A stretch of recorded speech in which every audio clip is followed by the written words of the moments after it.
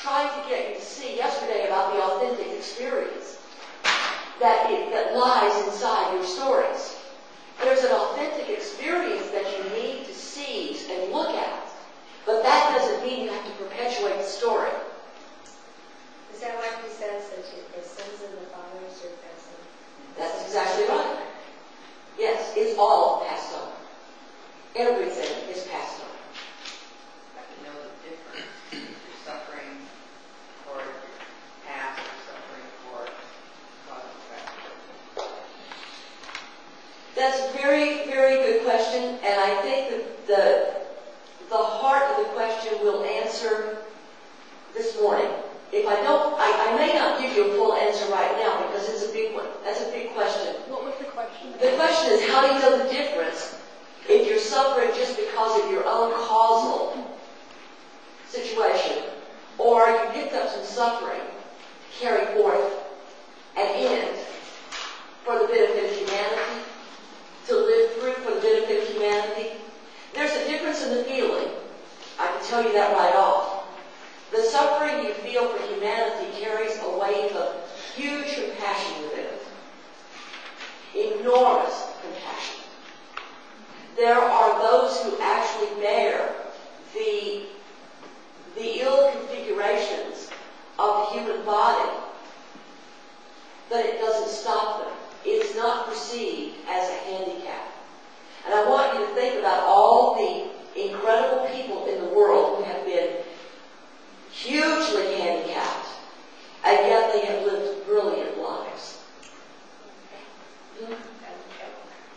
Helen Keller, yes.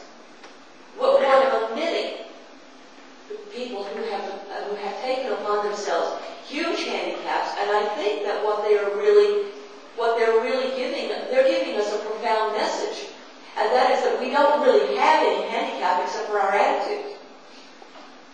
Our attitude is our only handicap. Being stuck in our story is our only prison. They don't allow that to become a prison that they live in. The great scientist, Hawkins, look at that handicap he sits within. And I see physical pain on his face, but I see no emotional pain in him. I see no spiritual pain in him, no emotional pain. I see no self-pity. I don't even see the ego drama of courage. I just see a resolute, compassionate spirit who is so engaged with his passion with the universe that everything else is literally irrelevant.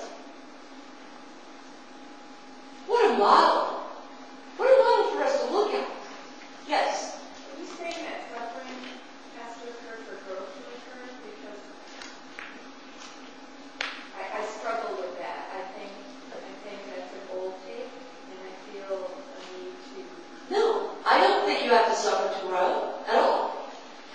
Most of my growth is in joy. But what I am saying is that I'm referring back to this question, what happens when you die? And what are the consequences of that? We leave behind our stories, we leave behind the imprint on our DNA. We leave it in the whole plasma field of humanity. And there are those who actually incarnate, just as Yeshua did, to end those stories, to transmute those stories. He incarnated on purpose to take our pain and transmute it to a higher place where we can have a higher life. And he's not the only one that's ever done that. He just did it more profoundly, more completely, with a more extraordinary result. But I met someone, and it shows the audacity of our ego, when our ego takes us into these places of semi-judgment. I was doing some charity work, and I met a man. I was working in a soup kitchen, and a man came in who lived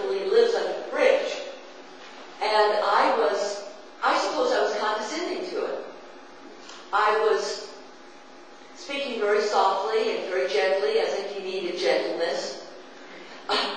I need gentleness far more than he does. And I was, I just had a condescending language. Not that I was imposing judgments of what have you done wrong that you're here in this condition. Nothing like that. But I was softening my demeanor. That I did not impose my advantages of life on him in an inappropriate way, as if he needed that softening.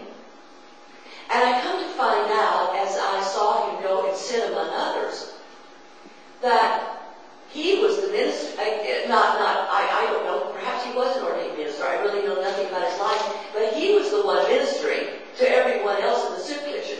They all were coming to him for strength, and him for help. He was the stronger of everyone in that room, and actually I was the one made weak by the fact that I had judged them. It's our judgment that weakens us. You never know when, even in the most trying of circumstance, there's a hero that's taken on that role of life to be there for other people. You never know when a person is born, and this is his last life before transcendence, but he was born to live in poverty, to be there for others, to learn the life's lesson of compassion. But I'm not saying you have to. There are also those who live in absolute joy, and you know that they are finishing off the absolute ultimate quest. The important thing is you were born to exercise free will, and only you know what your soul needs.